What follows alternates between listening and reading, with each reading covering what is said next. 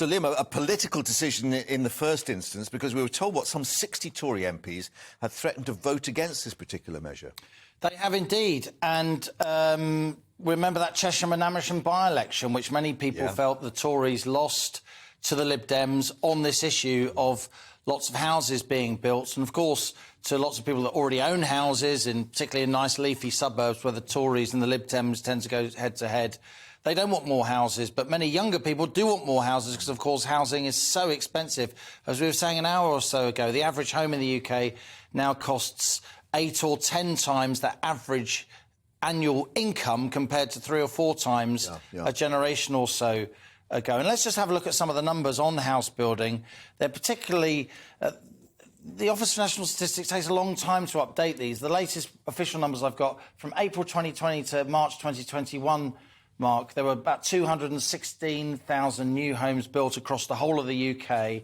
That's much lower. It's 11% lower than April 2019 compared to March 2020. And these are net additional dwellings. They're not all new homes. It also includes when you convert flats, houses into flats, and you build new flats in office blocks and so on. And it was actually Michael Gove who did the climb down today in the face of this potential Tory rebellion, the Levelling Up Secretary, who's talked really tough on building new homes, but he wrote a letter to MPs saying that the legislation introducing local house building targets that was due to be rebelled against would be, quote, a starting point, said Michael Gove, a guide that's not mandatory, there's the key concession, targets...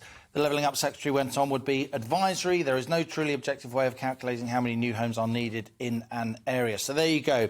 Michael Gove, he's really been the key advocate within the government at cabinet levels, given lots of speeches. We have to build more homes. We have to build more homes.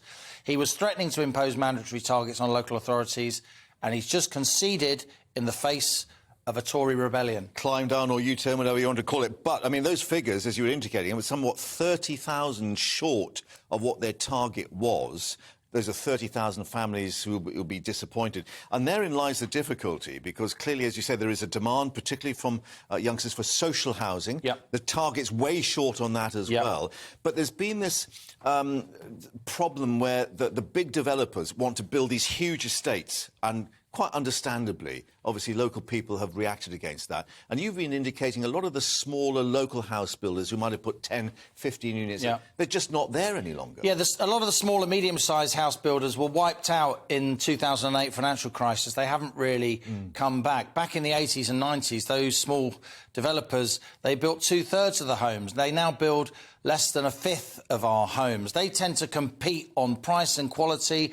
When they get planning permission, they turn the planning permission around quickly to build the home, to sell the home, because they need the cash flow, because they're a small firm.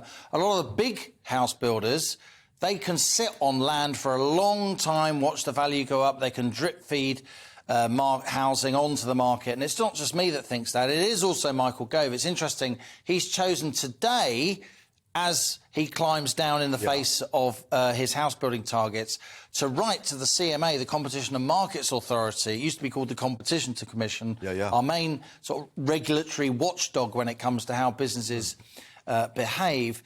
Michael Gove wants more competition in the housing market. He thinks the house builders, the big house builders... Cartel to a degree, they would absolutely deny that word, though that is a word the Secretary of State himself has used. That, of course, would be illegal. The big house builders vehemently deny that. They're not here to defend themselves, but so I should just say they deny that.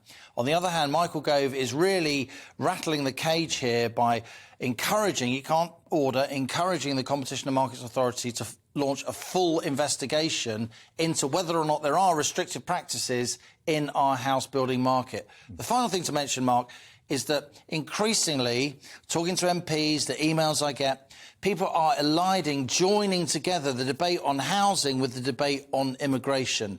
Now, that's a really contentious subject. Pressure on local services. It's a really contentious subject. You could say, yeah, but in the past, the immigrants have built lots of houses. Of course, lots of them have. But in the current situation where the regulatory environment doesn't allow lots and lots of house building, of course, the more people that come into this country, the more pressure there is on a housing stock, Mark, that isn't growing quickly enough. Another headache for the government. Liam, as ever, thank you for that.